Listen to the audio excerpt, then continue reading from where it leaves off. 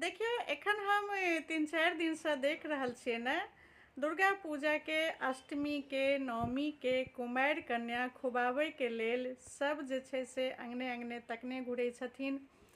किनको 4टा खुआबै के छनि, 5टा खुआबै के छनि, 8टा 9टा जिनका जएटा भेट जाइ छनि ओ खुआबै छथिन।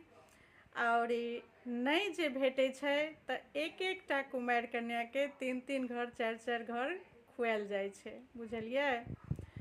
तऽ हमर एकटा ई विचार अछि जे देखियौ, बेटी बहुत अनमोल रतन होइ छै। बेटी भगवान जिनका घर दै छथिन ने, ओ साक्षात भगवती के दै छथिन, लक्ष्मी महारानी के दै छथिन। और ई बेटी के मान सम्मान भेनाइ बहुत ठमन देखै छियै, अगर बेटी के जन्म होइ छै ने तऽ परिवार बहुत दुखी भऽ जाइ छथिन, बुझलियै। तऽ हमर ई एखनका जे स्थिति छै से देखियौ, लड़की आब भेट नहीं रहल छै विवाह दान के लेल। और एकटा समय छलै जे समय में लड़की के बहुत अनादर होइ छलै। बेटा भेल तऽ बहुत खुशी मनायल जाइ छलै, बेटी भेल तऽ ओतेक मान सम्मान नहीं होइ छै बहुत परिवार में। तऽ हम वएह कहऽ चाहै छी जे एखन जे छै ने से बेटा से ज़्यादा वैल्यू बेटी के छै। बेटी दुनू घर के देखे छै, अपना सास ससुर के परिवार सेहो देखे छै और अपना माँ बाबूजी के परिवार सेहो देखे छै, बुझलियै। और पढ़ि लिख कऽ एतेक काबिल तो जरूर बनि जाइ छै जे अगर बेटी के एतेक पढ़ा लिखा दियौ ने तऽ ओ दुनू घर सम्हारि लै छै, माँ बाबूजी के बढ़िया देखे छै, सासो ससुर के बढ़िया देखे छै, अपन परिवार सेहो चलाबै छै, बाल बच्चा के सेहो लालन पालन करै छै।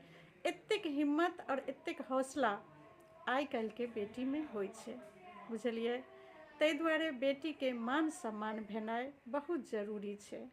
किनको घर में अगर लड़की के जन्म हुए ने तऽ एतेक जरूर बुझियौ जे भगवान के विशेष कृपा भेल हन, तेँ हमरा लक्ष्मी महारानी घर में आयल हन, बुझलियै।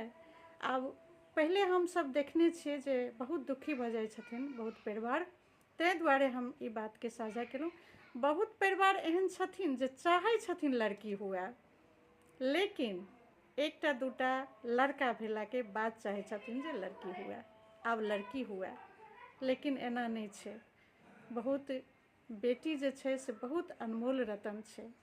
अगर लड़की होइए ने तऽ बहुत धूमधाम से खुशी मनाउ, लक्ष्मी महारानी अहाँ के घर में आयल हन, एतेक जरूर ध्यान में रखियौ, बुझलियै। नहीं तऽ एखन कुमारि कन्या के लेल लड़की भेटैत नहीं रहै छै, कुमारि कन्या खुआबै लए नहीं भेटैत रहै छै। तहन जे गोटा अहाँ के घर में लक्ष्मी के जहन जन्म होइए, बेटी के जहन जन्म होइए, तहन अहाँ सब उदास भऽ जाइ छियै और पूजा पाठ के दिन तकने घुरै छियै। तहन तऽ नहीं कयल करू ने पूजा पाठ। हमर ई एकटा विचार अछि, बुझलियै।